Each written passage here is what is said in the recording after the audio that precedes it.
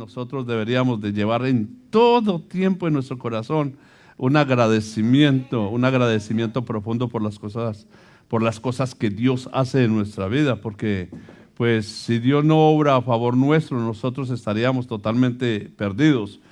Yo lo veo desde ese punto de vista, desde el momento en que pude creer en el Señor, desde el momento en que creí de que hay un ser superior, un Dios que es un ser superior. He creído de que nosotros solamente debemos de ponernos en las manos de Él y suplicarle a Él que tenga misericordia de nosotros, para que Él vaya obrando en nuestras vidas, para que Él vaya trabajando en nuestra vida, porque sé que la obra de Dios es una obra, yo le llamaría de esta manera y lo llamaría por mi vida. Yo creo que la obra de Dios es una obra lenta en la vida de uno, pero segura. O sea, lenta pero segura. O sea, Él a cada uno de nosotros nos va a llevar a esa estatura, nos va a llevar a alcanzar aquello que alcanzamos, aquello por lo cual fuimos alcanzados. Yo creo profundamente en eso y sé de que en estos tiempos son tiempos donde nosotros debemos de ponernos las ever ready para seguir avanzando. La palabra dice que el que persevera hasta el final, ese será salvo. Y yo creo que la perseverancia es hasta el final. Y una de las cosas que el enemigo busca obstaculizar en todos nosotros es la perseverancia. Entonces nosotros debemos de entender las artimañas del enemigo. Escúcheme bien, debemos de entender las artimañas del enemigo para poder vencer en estos tiempos donde no debemos de desmayar, hermano. Por nada debemos de desmayar. Estamos en la recta final, yo lo sigo creyendo y espero que también lo creas, que estamos en la recta final y que en la recta final es donde debe de venir un esfuerzo extra. Yo siempre comparo la recta final, lo comparo como un deportista que saben que le quedan escasos metros y que ya ni siquiera aire tiene, pero que busca fuerzas para poder terminar la carrera. Y nosotros tenemos en este tiempo que buscar fuerzas en nuestro Señor Jesucristo para poder terminar esta carrera y terminarla, como dijo el apóstol Pablo, terminarla con fe, porque ese debe de ser el anhelo de nuestro corazón. Yo quiero, en el nombre de nuestro Señor Jesucristo, seguir hablándoles de este punto que para mí es bien importante, sobre todo que podamos entender el hecho de que todo tiene un tiempo. La Biblia me enseña a mí que todo tiene un tiempo, amén. Así como hay un tiempo de inicio, así hay un tiempo, un final. Todo tiene un tiempo, hay un tiempo, un principio y hay un final. Decía, cuando empezamos el servicio, escuché una expresión de que el Señor venía pronto y entonces tuve una expresión y es, a una hermana le dije, qué miedo, hermana. Sí, y la hermana me dijo, sí, qué miedo. Sí, entonces me vino a mí una reflexión, porque yo sé de que Dios dijo que iba a terminar una obra en nosotros. Amén. Y yo sé que Él la va a terminar. Ahora, miedo a la muerte. ¿Cuántos le temen a la muerte? Yo creo que ningún valiente me va a decir ahora que no le teme a la muerte. Pero sé de que de una manera u otra, todos de una forma u otra, tenemos cierto temor, cierto miedo a la muerte. Pero nosotros no somos, dice la Biblia en Tesalonicenses 4, que no somos como los que no tienen esperanza. Nosotros tenemos esperanza y nuestra esperanza es Cristo Jesús. Él es nuestra esperanza.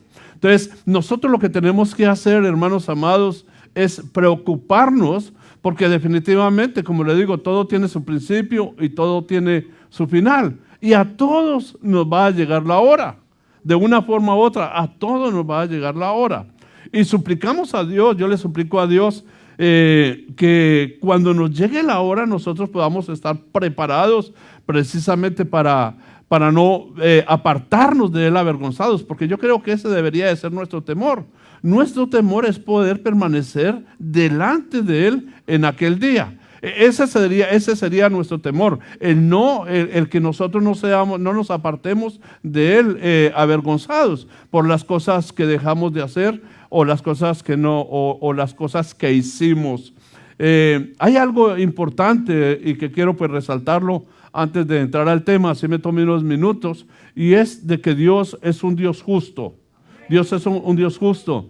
Le decía a mi esposa esta mañana, todos vamos a compadecer frente al tribunal, pero a un tribunal de justicia, porque es un tribunal de justicia, donde Dios no va a hacer injusticia con el que es justo. No, Dios no va a ¿cómo se dice? No va a obrar sobre los impíos igual que sobre nosotros que hemos creído en nuestro Señor Jesucristo. Él a todos no nos va a juzgar de igual manera. Él nos va a obrar, lo que sí sé es que nos va a juzgar, va a juzgar sobre nosotros en justicia. En justicia es que Él nos va a juzgar. ¿Cuántos dicen amén? Entonces, con este pensamiento yo quiero entrar para que miremos este tema que es la senda de los que se van con el Señor.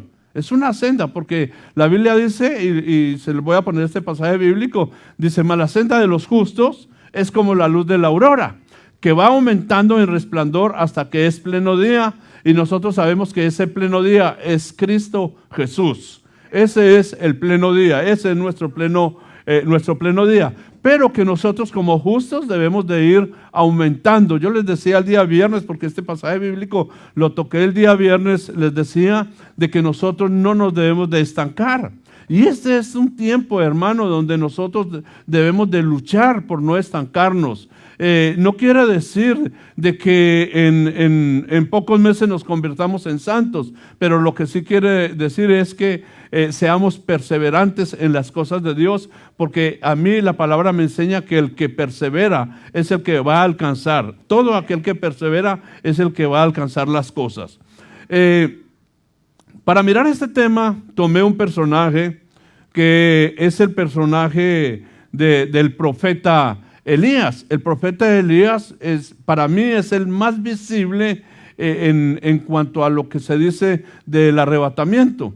¿Por qué? Porque dice que después de que pasó ciertos lugares, el Señor lo envió primeramente que todo porque fue Dios el que lo mandó a que recorriera ciertos lugares.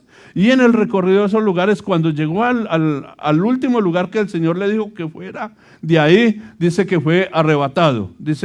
No dice que desapareció, sino dice que fue levantado en un torbellino. Entonces es bien importante esto, porque otra de las cosas que nosotros, y por eso les planteaba el hecho de que todo tiene un principio y todo tiene un fin, porque una de las cosas que nosotros debemos de creer es que Cristo viene por la iglesia. Eso lo debemos de creer, y que el hecho que Él viene por la iglesia, eso tiene un nombre, y que es el arrebatamiento, y que pues por la misericordia de Dios tú vas a participar de Él. Amén. Por la misericordia de Dios vamos a participar de Él.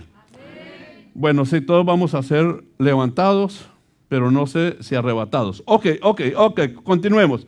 Entonces, tomando este personaje, amados hermanos, yo estoy exhortando al pueblo a que no tengamos la actitud que tuvo la generación de Noé. Porque en la generación de Noé, la gente, una de las cosas que les alcanzó fue la incredulidad. Les alcanzó la dureza de corazón. Que aunque había un vocero, había un vocero, o sea, había una trompeta anunciando que venía una destrucción, no creyeron. ¿Por qué no creyeron? Porque era una generación, hermano, la cual se había llenado de incredulidad. Era una generación sin temor al Señor. Entonces, al no creer, pues padecieron, porque padecieron en el diluvio. Fue la generación que fue atrapada, que fue destruida en el diluvio. ¿Por qué? Por falta de no creer, por falta, hermano, de no abrir su corazón.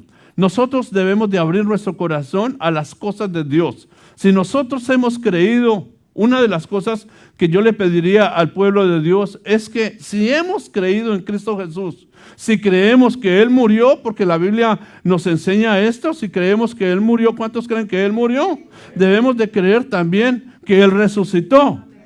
Y si creemos que Él resucitó, debemos de creer que Él está sentado a la diestra de Dios Padre Todopoderoso.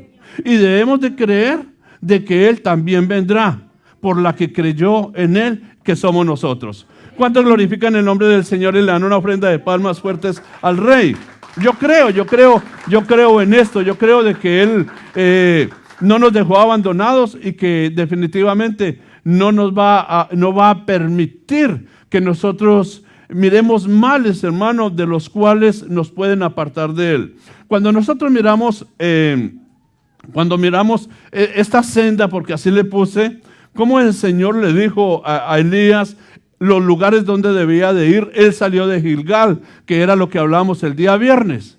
Y Gilgal realmente es una etapa, un lugar de formación para nosotros. ¿Para qué? Para poder ir al segundo nivel, que sería el de Belén. Porque de ahí le dijo que descendiera a Belén, y Belén es casa de pan, casa de Dios. ¿Cuántos dicen amén? Entonces es bien importante esto, que nosotros podamos analizar un poquitico de las cosas que ocurrieron en estos lugares.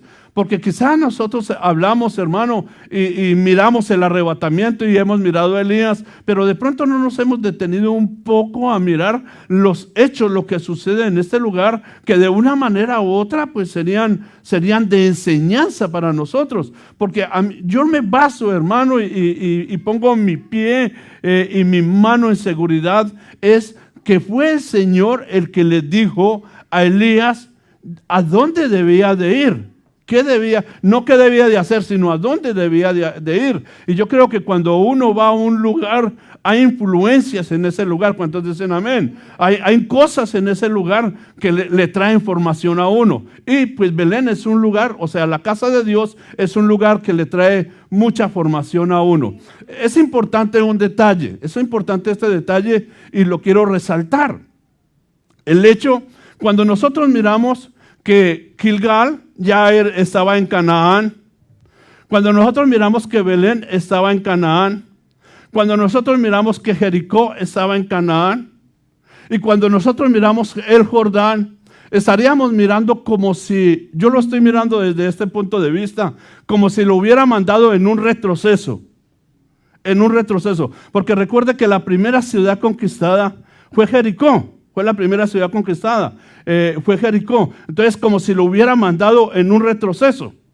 Y es bien importante para eso, porque yo sé por la palabra de que los que hemos creído en el Señor vamos a ser salvos. Dicen amén. Vamos a ser salvos, porque eso es lo que dice la palabra. Vamos a ser salvos. Entonces, yo lo estoy viendo desde el punto de vista que si le dijo, vaya a la casa, vaya a Betel, de Betel vaya a Jericó, y de Jericó al Jordán, quiere decir de que lo mandó en un retroceso. Y eso debe de tener una enseñanza para nosotros. Porque yo lo que estoy marcando y lo que quiero ver es de que generalmente Jericó, ¿qué es lo que significa? Si alguno me recuerda, ¿alguno recuerda lo que significa? Ruinas. Jericó significa ruinas. Jericó significa ruinas. Entonces lo llevó a que contemplara las ruinas antes de llevárselo. Y es lo que va a suceder. O sea, nosotros vamos a contemplar muchos hechos, muchas ruinas antes de que el Señor venga por nosotros. Entonces, yo lo estoy viendo desde ese punto, hermano, para que nosotros podamos entender realmente el recorrido. Porque no lo sacó, digamos, a más, sino lo llevó en un tipo de enseñanza que para nosotros debe de ser demasiado importante en los tiempos que estamos viviendo.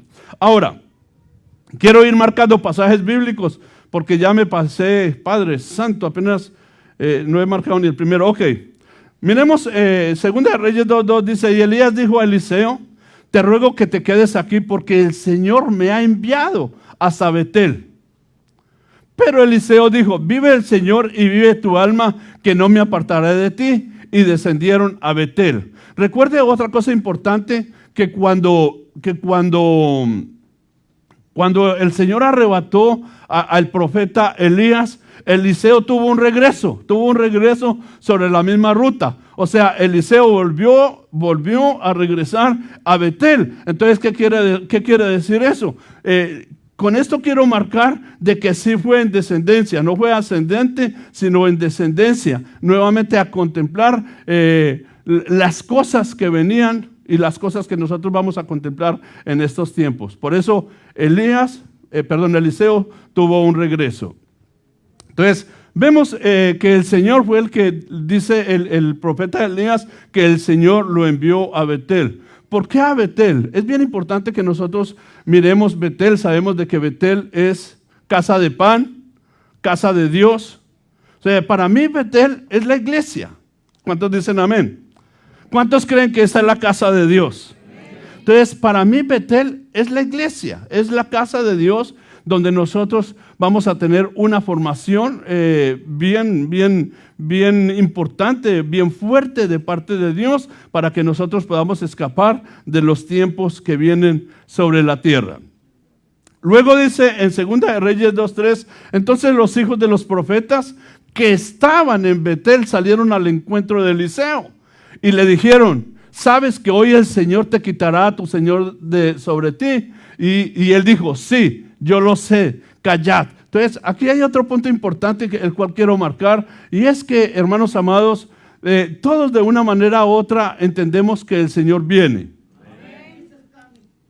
Todos lo entendemos, pero una de las cosas que nos da es el temor de hablar.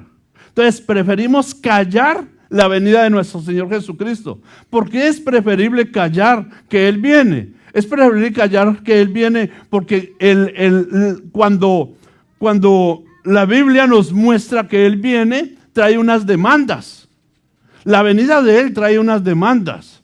Y en las demandas es que nosotros nos quedamos cortos. Hermanos amados, en las demandas es donde nosotros no queremos hacer las cosas. El Señor nos exhorta constantemente de que perseveremos, nos exhorta constantemente de que nos acerquemos a Él y que Él se acercará a nosotros. Entonces, pero a veces uno sigue la vida como si nada hubiera pasado. Hay gente que en este tiempo, porque esto de la pandemia vino a marcar y acelerar la venida de nuestro Señor Jesucristo. Entonces, al marcar y acelerar la venida de nuestro Señor Jesucristo, ya muchos, hermano, y es el mayor peligro. Eso me recuerda a mí. Cuando Luzbel fue arrojado del cielo, ¿qué dice la Biblia? ¿Qué pasó cuando él fue lanzado del cielo? Dice que la tercera parte la arrastró, pero ¿cómo la arrastró? La arrastró con la cola. Escuche bien. Entonces, a veces, hermano, nosotros no nos damos cuenta de que el principio es tolerable. Es tolerable a lo que puede suceder en el final. Puede ser, y ese es el tiempo donde nosotros, hermano, y yo como pastor les aconsejo de que nos cuidemos mucho de ese señor COVID-19. Porque yo creo que este es un tiempo donde nosotros debemos de cuidarnos bastante de eso. ¿Por qué? Porque el peligro está en que muchos ya se dieron por libres de esta situación. Y no, por decir algo, yo lo estoy viendo ahora, lo veo más cerca que, perdónenme lo que estoy diciendo, pero ha tocado gente al contorno que yo digo, Padre Santo, tenga de nosotros misericordia. Por decir algo, tocó a mi nieto o a mi exnuera. Pues sí, es la verdad, ¿no? El pastor David de Nueva York está internado. El pastor Santos Chinchilla también estuvo internado casi para morirse. Entonces, cuando uno ve ese contorno, dice, Señor, tenga de mí misericordia. ¿Y qué es lo que yo hago, hermanos amados? Yo lo que hago es, definitivamente, y sé que es lo que nosotros todos debemos de hacer, ponernos en las manos de Dios. Ponernos en las manos de Dios. Porque, hermanos amados, hay cosas con las cuales uno no puede jugar. ni puede ignorar. Sí, con este asunto nosotros no podemos ni jugar ni ignorarlo. Pero definitivamente el que nos va a salvar, el que nos va a mantener ilesos de eso, es nuestro Señor Jesucristo. Le puede dar una ofrenda al protector. Él es nuestro protector.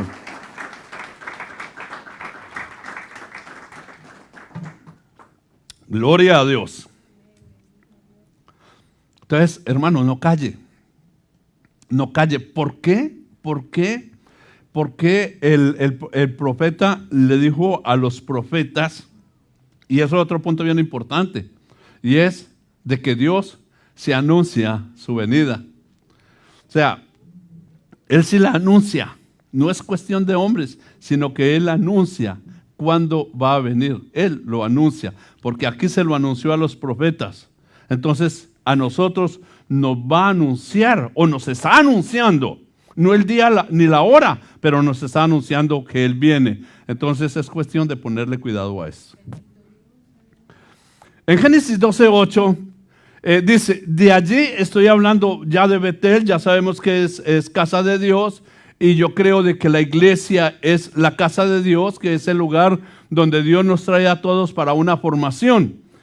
Todos llegamos, hermano, a lo que es la iglesia, a la casa de Dios, llegamos a ella sin tener conocimiento, sin tener experiencia, inclusive sin tener experiencia de Dios, porque de pronto tuvimos un Dios y tuvimos un Dios de lejos. Pero cuando nos acercamos a la casa de Dios, nos acercamos a la presencia de Dios. Y al acercarnos a la presencia de Dios, entonces muchas dudas fueron disipadas, muchos errores fueron corregidos, buscando precisamente lo que es nuestra salvación.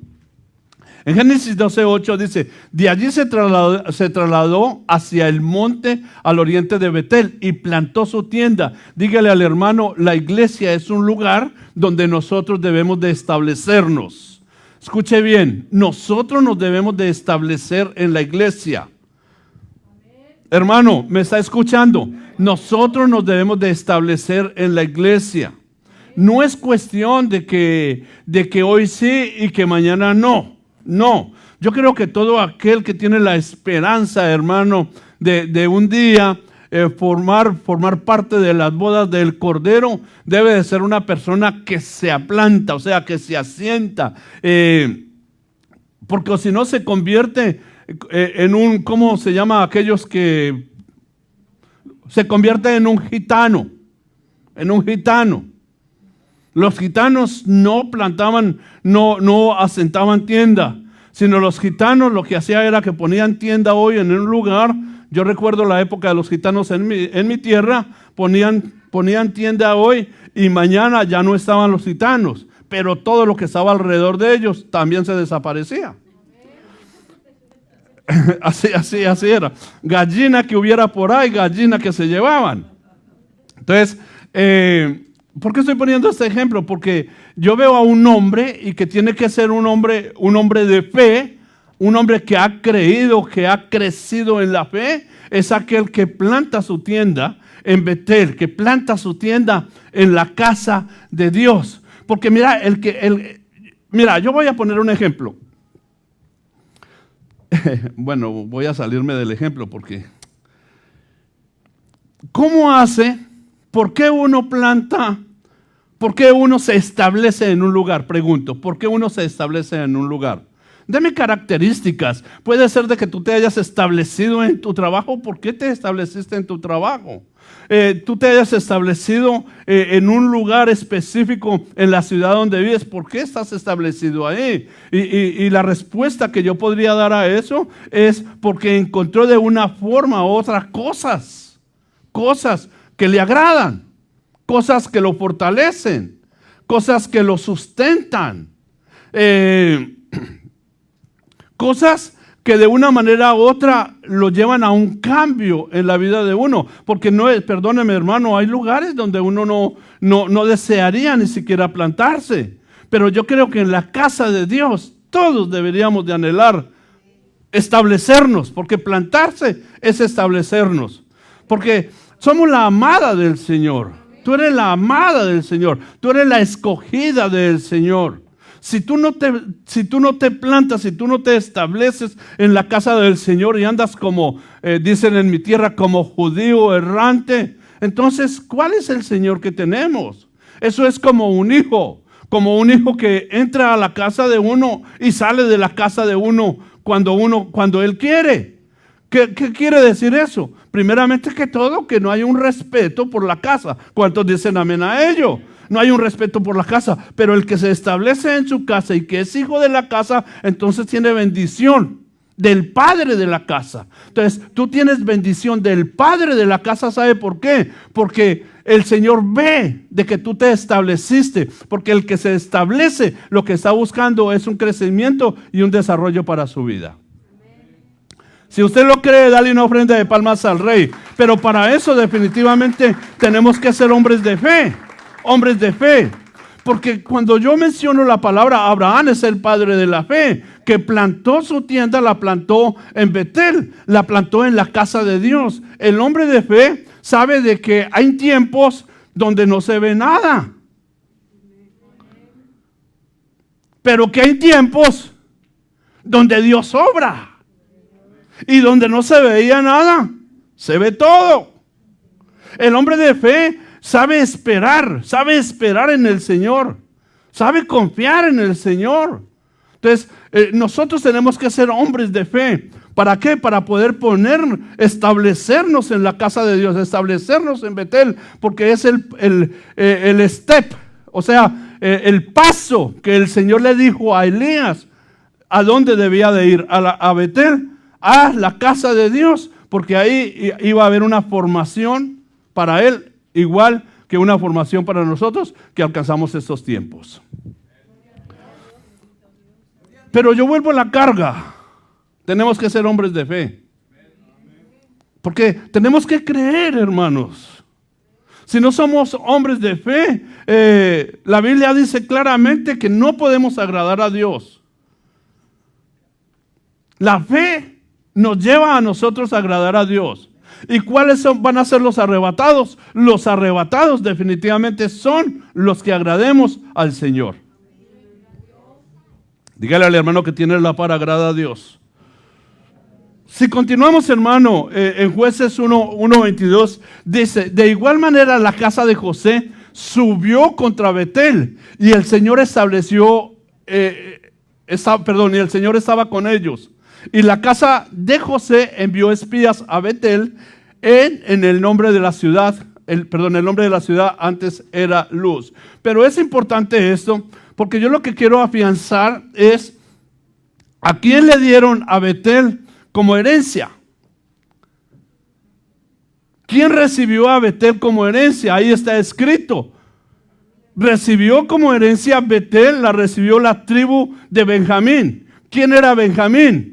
Benjamín era el hermano menor de José. Y José es una figura de Cristo. Escuche bien, José es una figura de Cristo. Entonces, si José es una figura de Cristo y nosotros, dice la Biblia que nosotros somos hermanos menores de nuestro Señor Jesucristo. ¿Qué quiere decir? De que la iglesia, que Betel, que la casa de Dios fue una herencia que nos dieron a nosotros. Yo no sé si usted lo cree, pero yo lo creo con todas las fuerzas de mi corazón. Porque tener una casa, tener un lugar donde ir a buscar el nombre de Dios, para mí es una bendición. Tener un lugar, hermano, donde sé que Dios se mueve, para mí es una bendición. Y solamente eso se le puede dar a los que son hermanos de José. José, figura de Cristo.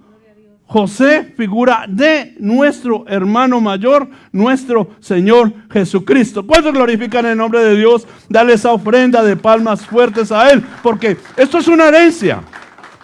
Hermano, estar en la casa de Dios es una herencia. Es una herencia. Para mí es algo grandioso, hermano. Bendito el nombre del Señor. En estos días me decía alguien, me decía, van a cerrar nuevamente todo.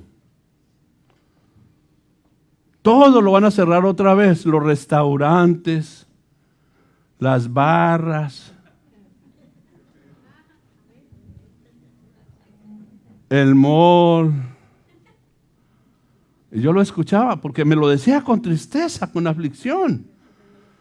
Padre Santo, y le dije que cierren todo, todo, pero que no me cierren la iglesia.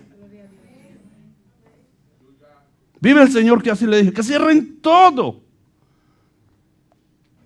pero que no cierren la iglesia, porque a la iglesia es donde yo voy a tener intimidad con mi Padre. Voy a tener intimidad con aquel que me fortalece. Y voy a tener intimidad con aquel que me cubre. Voy a tener intimidad con aquel que me guarda del mal. Que cierren todo, porque lo demás me conlleva al mal. Mas la casa de Dios me conlleva a la santidad. Entonces, nosotros no nos debemos de afligir, hermano. Nosotros lo que debemos es, y en mis oraciones está, Señor, el restaurante, el mejor restaurante es mi casa. Para mí el mejor restaurante es mi casa, y se lo digo y lo publico. Sí, porque ahí no me cobran.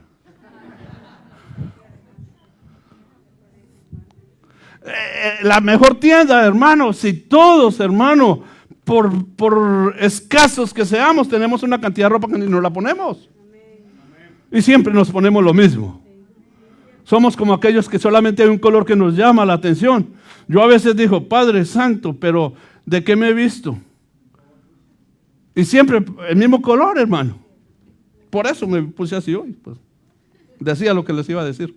Mire, hermanos amados. Entonces, nuestra única preocupación debería de ser que la casa de Dios esté abierta.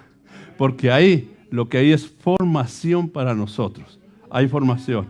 Ahí es donde, hermanos amados, que las fiestas, la mejor fiesta que nosotros tenemos es para el Señor. Yo no sé cuántos se gozan en el Señor. Es la mejor fiesta que nosotros tenemos. Entonces, la oración es, Señor, que cierren todo, Padre. Pero por favor, que tu casa esté abierta para nosotros seguir buscándote, para nosotros seguir fortaleciéndonos en ti, porque tu venida está pronta.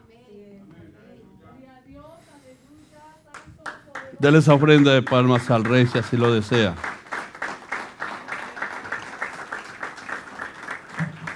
El padre de la fe caminó, porque es que eso lo que da es, la fe lo lleva a tener a uno convicción de las cosas que uno no contempla, de las cosas que uno no ve. Lo lleva a tener esa convicción, esa confianza. Entonces, para estar en casa, en Betel, hay que tener mucha convicción de lo que queremos, de lo que anhelamos y de lo que deseamos. Porque si no, fácilmente, hermano, fácilmente podemos ser enredados. Fácilmente. Entonces, que Dios nos auxilie. Mira, continuemos acá, dice en 1 Samuel 30, 26, dice, cuando llegó David a Siglag, sus amigos, cuando llegó David a Siglag, mandó parte del botín a los ancianos de Judá, sus amigos, diciendo, he aquí un presente para vosotros del botín de los enemigos del Señor. Y los envió a los de Betel, a los de Ramot, de Negev y a los de Jatir. Entonces, yo lo que estoy viendo acá es algo bien importante para mí, y es de que David es otra figura de Cristo. ¿Cuántos dicen amén? Porque es un hombre conforme al corazón de Dios. Entonces, David es una figura de Cristo. Entonces, hay una enseñanza bien bonita acá, porque ¿a dónde mandó él los presentes? Los mandó a uno de los lugares de los cuales los mandó fue a Betel, que es la casa de Dios. Ahora, ese presente, ¿por qué ese presente? ¿O de dónde proveía ese presente? Ese presente proveía de la derrota de los enemigos. Y pues dice claramente ahí de los amalecitas. Porque cuando nosotros, hermano, un enemigo que siempre ha tenido la iglesia son los amalecitas. Porque los amalecitas, hermano, eran bien aprovechados, bien aprovechados. El pasaje bíblico donde dice que atacó a los que estaban en la retaguardia. Cuando el pueblo salió de Egipto, los amalecitas atacaron a los que estaban en la retaguardia. ¿Quién eran los que estaban en la retaguardia? Eran los cansados, los debilitados, los afligidos, los débiles, eran los que estaban en la retaguardia. Entonces los amalecitas los atacaron. Entonces el Señor ahí dio una orden, y es que cuando se entrara a Canaán, los amalecitas fueran destruidos, borrados de la faz de la tierra.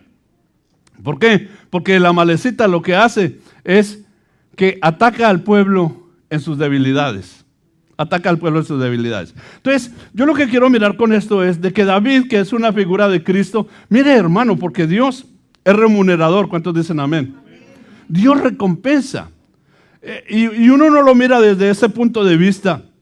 No lo contempla desde el punto de vista que cuando uno tiene la capacidad de vencer algo, Dios se da cuenta cuando nosotros vencemos los enemigos. Entonces lo que hace, hermano, es que nos recompensa por haber triunfado sobre los enemigos. Cuando tú triunfas, cuando tú vences en tus debilidades, de parte de Dios viene una recompensa para tu vida. A ver, los creyentes, ¿cuántos lo creen? Viene una recompensa para tu vida. A veces uno está esperando, hermano, el oro, la plata. Pero yo creo que la mayor recompensa que nosotros podemos recibir de parte de Dios es las fuerzas para permanecer en Él.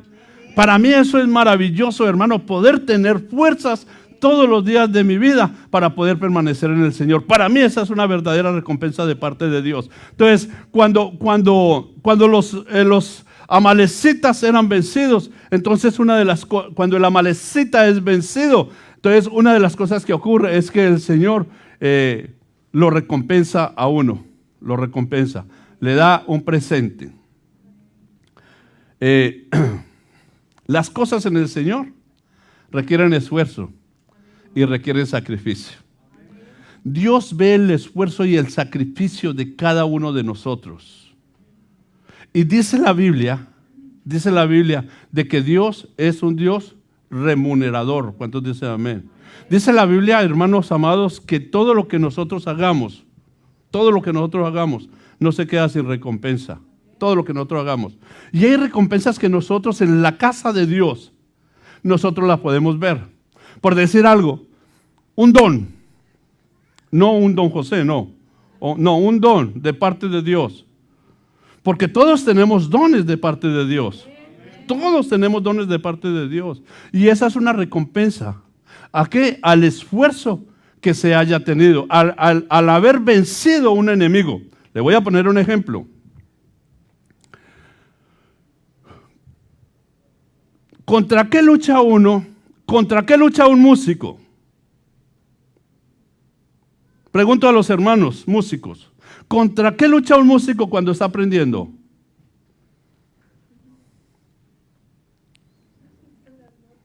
Levanten la mano los que son músicos acá. Así. ¿Contra qué lucha uno? Josecito, párate, hermano. Ya está parado, hermano.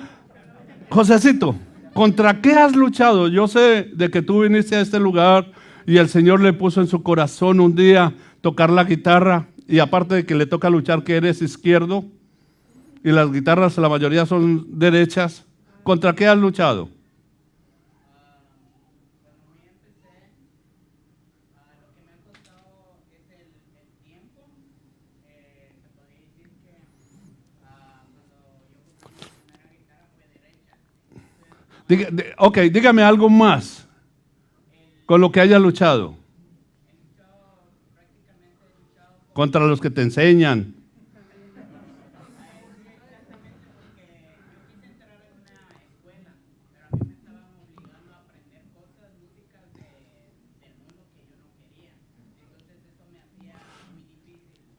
Él está hablando de aquellas cosas que, de las luchas que ha tenido para poder entrar a tocar un instrumento. Pero yo creo que una de las mayores luchas que uno tiene es con uno mismo. Y yo lo digo solamente, lo digo porque tuve la experiencia. Ustedes recuerdan que alguna vez les dije de que alguna vez fui a una escuela para tocar guitarra. No recuerdan que les dije eso. No, lo del perro sí lo recuerdan, ¿no? Alguna vez, hermano, por allá en mi juventud, hace poco tiempo, yo quería tocar guitarra porque quería impresionar, ¿no? Con la serenata de medianoche y toda esa cuestión. Pero a la verdad, hermano, a la verdad, te voy a ser honesto, que cuando empezaron a exigirme que tenía que los dedos los tenía que aflojar, yo mandaba este dedo y se me iban todos. Que tenía que cumplir horarios. Que toda una clase solamente moviendo los dedos. Dije, no. Mejor toco la batería, que le doy golpes, pum, pum, y suena. Pero tampoco es así. ¿Sí? Entonces, la lucha, la primera lucha es con uno mismo. Porque tiene que vencer uno, vencer uno la incapacidad de tener paciencia. Todos necesitamos paciencia para aprender, hermanos amados, porque todos, no nacimos aprendidos. Todos necesitamos aprender. Yo sé que para todos, hermano, fue un trabajo. El hermano Pablo, la hermana, todos los hermanos, el hermano Emiliano, todos los que suben acá han tenido un trabajo que hacer. Y ese trabajo, para ir perfeccionándolo, ha sido de sacrificio. Por decir algún día domingo, ensayar después del servicio. Lo único, a lo menos yo lo que quiero es un sacrificio. Pero sin embargo, viene de parte de Dios. El premio. ¿Cuál es el premio que viene de parte de Dios? ¿Cuál es el premio? Es el premio viene de parte de Dios. Mire, ¿quiénes subirán primero? Judá subirá primero. ¿Quién es el que va a la batalla primero? Judá es el que va primero a la batalla. Entonces Dios, en la casa de Él, todo sacrificio es premiado. Y yo estaba poniendo los de la alabanza, porque el estar aquí representa. Tiene sacrificios, pero representa. Porque todos los que están acá, escúcheme bien lo que voy a decir, hermano, son vistos. Y por ende deben de tener un testimonio delante de Dios. Que no los vean por ahí chupando.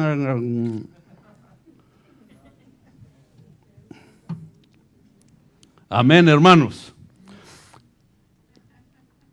¿Cuál es el premio de alguien que se prepara en lo secular? Que le toca esforzarse, que le toca trasnocharse, que le toca muchas veces de pronto aguantar hambre para alcanzar algo, para terminar una carrera. ¿Cuál es el premio? El premio es que un día puede desarrollar su carrera y beneficiarse de lo que hizo, del esfuerzo. Entonces, igualmente es en la casa de Dios. ¿Sabe cuál es el problema? Que no nos queremos esforzar fácilmente, y eso es un ataque de la malecita. Es un ataque de la malecita.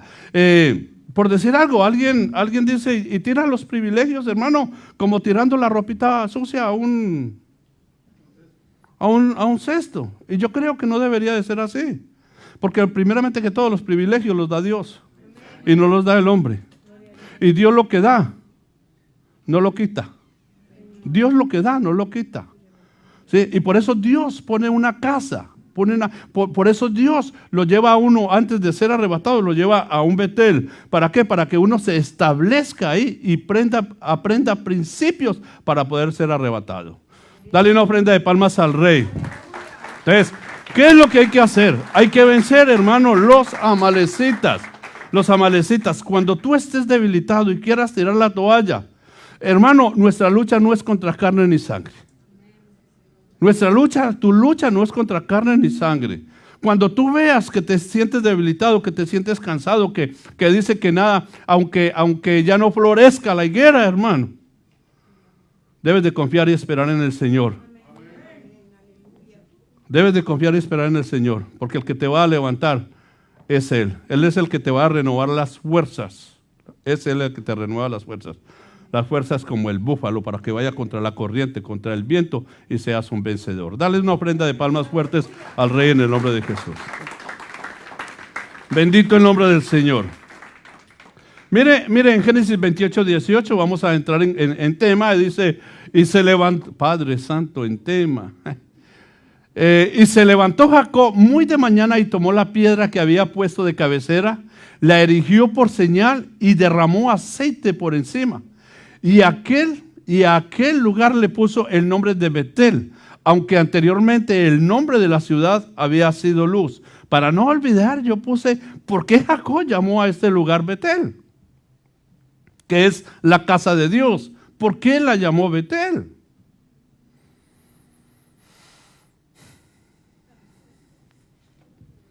Jacob tuvo un tiempo de oscuridad. Jacob tuvo un tiempo de oscuridad. En ese tiempo de oscuridad lo que hizo fue que tomó una piedra, la tomó por cabecera y durmió. Escuche bien.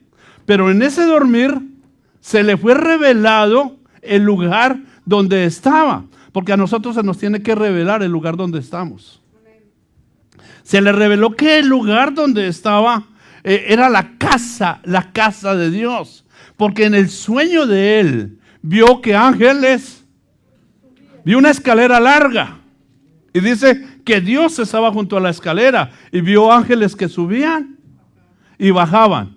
Subían y bajaban. Entonces, pero él dice de que el lugar era un lugar, hermano, un lugar que producía temor. Un lugar imponente. Porque, ¿sabes qué? Una de las cosas, hermano, que la casa de Dios debería de producirnos a nosotros respeto, temor por las cosas santas. Y eso es algo que se ha perdido. Es algo que se ha perdido, el temor por las cosas santas. Entonces, ¿dónde nosotros vamos a recuperar el temor por las cosas santas? Si no es en el lugar que nosotros reconocemos como la casa de Dios. Entonces Jacob se dio cuenta, dijo, wow, este lugar es la casa de Dios. Este lugar es la casa de Dios, porque puedo contemplar ángeles que subían, que bajaban y subían, porque en medio de nosotros hay ángeles ministradores. ¿Usted lo cree? En medio de nosotros hay ángeles ministradores. Porque por nuestras fuerzas nosotros no podríamos, hermano. Pero si somos ministrados angelicalmente, entonces vamos a tener las fuerzas para poder terminar nuestra carrera. Es de la única manera que podemos terminar nuestra carretera no carrera, siendo ministrados angelicalmente. Le puede dar una ofrenda de palmas al Rey en el nombre de Jesús. Ahora, él reconoce que ese lugar es la casa, que es la casa de Dios, un lugar imponente, un lugar como que producía temor. En Génesis 31:13, vuelve ahí mismo en el mismo capítulo, dice, yo soy el Dios de Betel, donde tú ungiste un pilar, donde me hiciste un voto. En la casa de Dios se hacen votos. Luego le dice, levántate ahora. ¿Qué posición? Cuando a alguien le dicen levántate, es que tiene una posición de acomodamiento. Dicen amén. De acomodamiento. Levántate ahora, sal de esta tierra y vuelve a la tierra donde naciste. Mire qué importante esto. Cuando tú ves la palabra nacimiento, que es lo que muestra ahí, lo lleva a un principio. Lo lleva, hay versiones donde dice a un Génesis, que es el principio. Entonces, ¿qué era lo que estaba dándole la orden el Señor en Betel a Jacob? Le estaba dando la orden que se levantara y que volviera al principio. Si vemos esa versión, dice, yo soy el Dios de Betel, en donde tú ungiste aquella estela y donde hiciste la promesa. Ahora levántate, sal de esta tierra y vuelve a tu patria. Y recuerde que nuestra ciudadanía no es en la tierra. Nuestra patria no es en la tierra, nuestra patria es en el cielo. ¿Cuántos dicen amén? Algo importante que quiero recordarles es que nosotros, hermano, fuimos predestinados. Y que fuimos predestinados no en esta existencia, sino en la preexistencia fuimos predestinados. O sea, fuimos conocidos, y la Biblia lo marca mucho, que antes que nuestros padres ya fuimos conocidos por Dios. ¿Cuántos dicen amén a ello? Sí, entonces, ¿qué es lo que quiero marcar esto? Ahí lo mandaron a un principio, lo mandaron que volviera, o sea, de regreso a su patria. Vuelva a su patria, vuelva a su patria. Entonces, en Betel, una de las cosas que suceden es que nos muestran a nosotros o nos dicen, y es lo que se está anunciando ahora, que tenemos que regresar a nuestra patria. No vaya a coger la maleta y se vaya para su país, hermano, por favor. Que de pronto, dentro de 8 días, y el hermano Julán, no, hermano, se fue para Honduras. ¿Y por qué? Porque usted dijo que cogiera la maleta y se volviera para su patria. Dicen amén. Entonces, aquí en la casa de Dios sí tenemos que empacar la maleta, hermano. Tenemos que empacar la maleta para irnos ¿a qué? A la tierra, al lugar donde nacimos. Donde nacimos. Y yo personalmente creo, hermano, porque cuando uno mira la vida que uno llevaba y la vida que lleva, definitivamente tuvo que haber sido algo divino. Algo divino, tuvo que haber sido algo sobrenatural, y todo se da. ¿Por qué? Porque nosotros estábamos predestinados, inclusive predestinados para este día, para escuchar este mensaje. Estábamos predestinados para ello, y es lo que nosotros tenemos que entender. Por eso vuelvo a la carga, hermanos amados. El padre de la fe levantó y estableció su campamento en la casa de Dios. Porque mira, fuera de la casa de Dios todo es destrucción. Únicamente en la casa de Dios está lo que es la verdadera vida. Dale una ofrenda de palmas al que vive.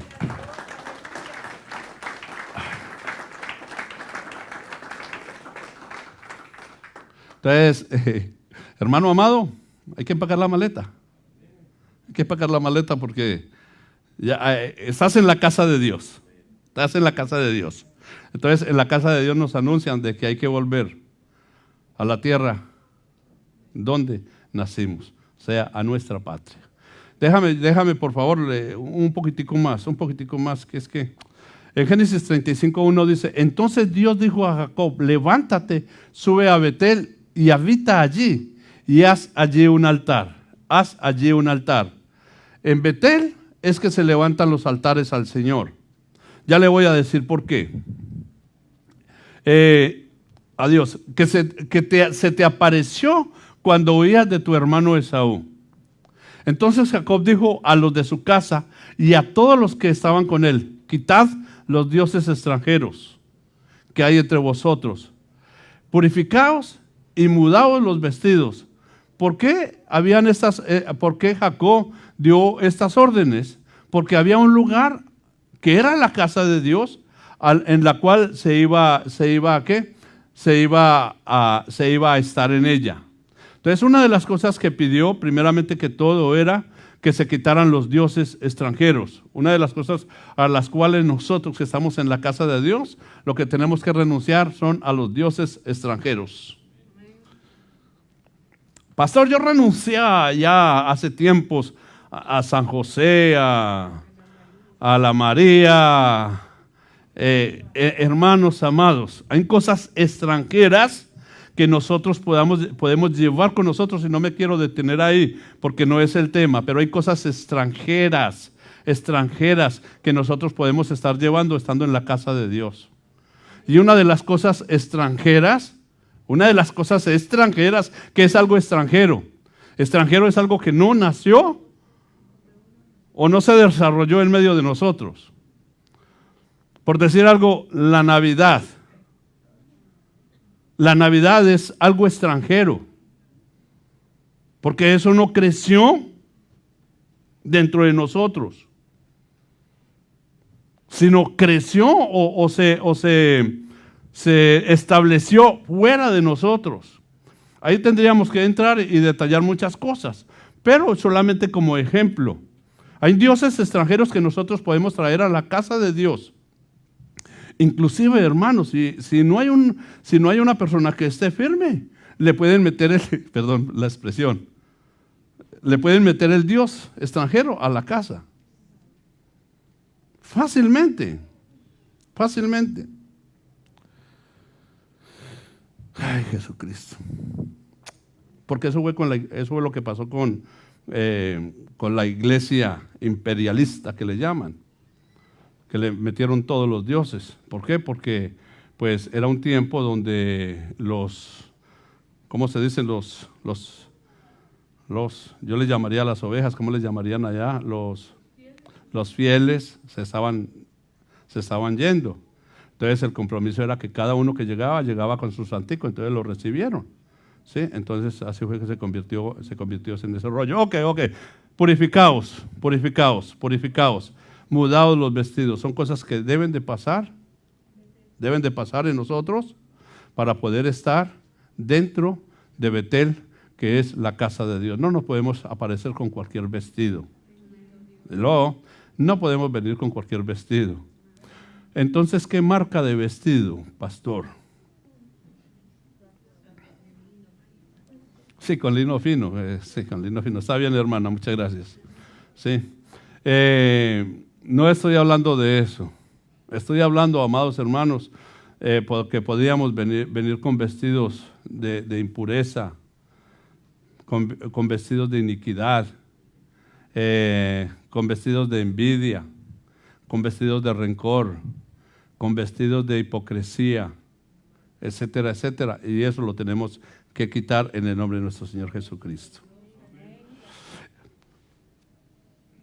El Señor dice, y levantémonos y subamos a Betel, y allí haré un altar a Dios, quien me respondió en el día de mi angustia, y que ha estado conmigo en el camino por donde he andado. ¿Cuántos dicen amén a ello? O sea, Dios es el que le responde a uno en el día de la angustia.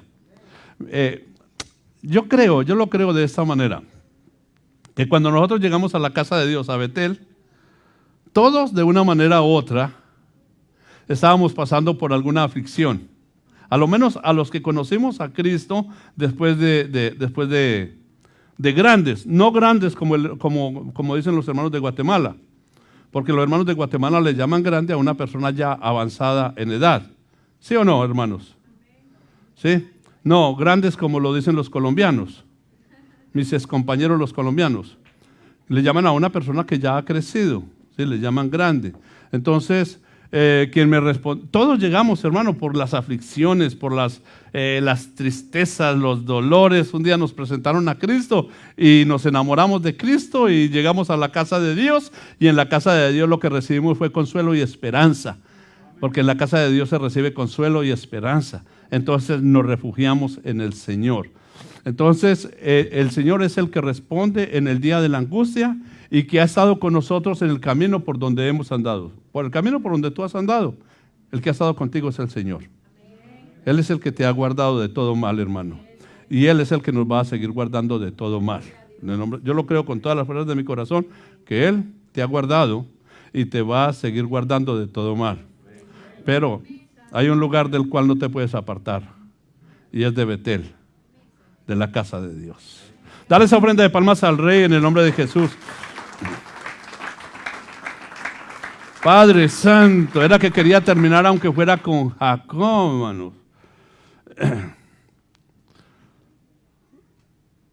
Ay, Jesucristo, yo me pongo a pasar todo esto, hermano, y no sé por dónde entrar. Bueno, lo que les quería decir es que vamos a ver si lo encuentro acá así rápidamente. Eso es una promesa que está en la casa del Señor.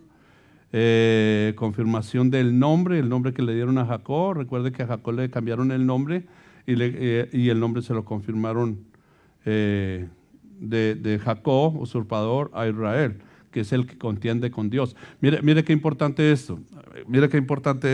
Porque yo lo que iba a mencionar es por qué se levantan altares. Y se levantan altares porque el arca de la presencia, el arca del pacto estuvo en Betel, estuvo por todo el tiempo que duraron los jueces. Ahí en Betel estuvo el arca del pacto. Por eso era que allá se iban y se levantaban altares. Porque ¿qué es un altar? Un altar es la comunión con Dios. ¿Dónde nosotros podemos tener comunión con Dios? En la casa de Dios es que nosotros podemos tener comunión con Él y levantar un altar para Él. ¿Cuántos dicen amén? Entonces, otra de las cosas que quería, solamente así para terminar, porque pues el tema todavía se extiende un poco más, es que recuerde de que a Jacob le cambiaron el nombre. Él se llamaba Jacob y el ángel le cambió el nombre ¿a qué? A Israel. Entonces son dos cosas totalmente diferentes. Israel lo que significa es el que contiende con Dios, ¿sí? Entonces quiero mirar esto porque nosotros, hermano, ¿por qué Jacob fue amado? Jacob fue amado porque, digamos, no se acomodó, sino que luchó y se peleó su bendición. Una de las cosas que nosotros tenemos que aprender, y eso solamente lo vamos a aprender en Betel, en la casa de Dios, y es de que nosotros no podemos, hermano, les decía al principio, tirar la toalla fácilmente, sino que debemos de pelearnos las bendiciones. Amó a Jacob porque Jacob desde el principio tenía el conocimiento de realmente lo que quería. Él peleó la primogenitura. Él no se la robó, él cambió, él hizo un negocio en la cual se quedó con la primogenitura. Pero la peleó. ¿Por qué? Porque sabía lo que representaba la primogenitura. Cuando peleó con el ángel de Jehová, que iba de Peniel a Betel, porque en Peniel fue que lo descoyuntaron. ¿Por qué? Porque dijo, si no me bendices, no te suelto. Si no me bendices, no te suelto. Porque nosotros vuelvo a la carga, tenemos que aprendernos a pelearnos la bendición. Nosotros soltamos, hermano, soltamos fácilmente las bendiciones porque no nos las peleamos. Le voy a poner un ejemplo y termino con este. Ustedes recuerdan la viuda, sí fue la viuda, la mujer aquella que fue frente al juez injusto. Ella lo que hizo fue que se peleó la bendición. El juez injusto no le quería hacer justicia, y por eso ella es tomada como una mujer que persevera en las cosas. No le querían, pero ella todos los días iba y le molestaba la vida. Eso es cuando uno quiere y busca algo en el Señor. Uno lo pide y luego dice, Señor, ¿usted sabe lo que le pedí? O usted conoce mi corazón, Señor. Sí, yo conozco tu corazón, dirá el Señor, pero ¿qué es lo que quieres de tu corazón? Porque yo veo tantas cosas en tu corazón. Por eso nosotros tenemos que ser concretos con el Señor.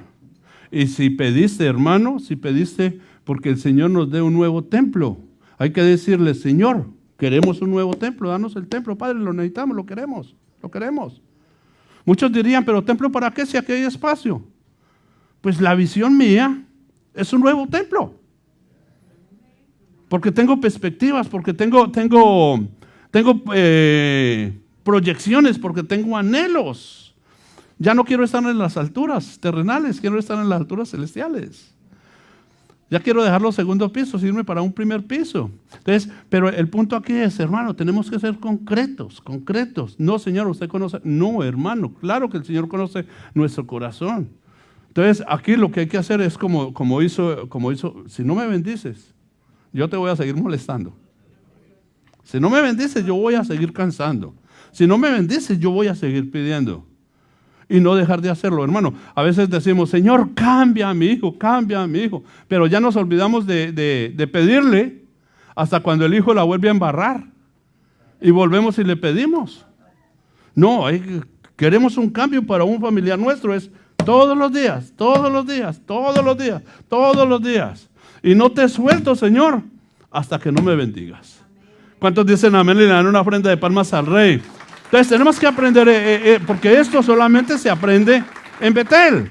O sea, no hay lugar donde aprenderlo, sino en Betel, que es la casa de Dios. Aleluya.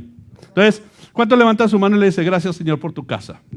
No le diga por tu casa, dígale, gracias, Señor, por mi casa. Yo le doy gracias a Dios por esta casa y le doy gracias a Dios por todos mis hermanos, porque ustedes son mis hermanos. Unos más bonitos que otros, pero todos son mis hermanos. Amén. Pasen los hermanos de la alabanza, en el nombre de Jesús. Padre Santo, que Dios nos auxilie, hermanos, que Dios nos auxilie, porque me da pena a veces que me paso unos segunditos, pero a veces los segunditos se convierten en minutos.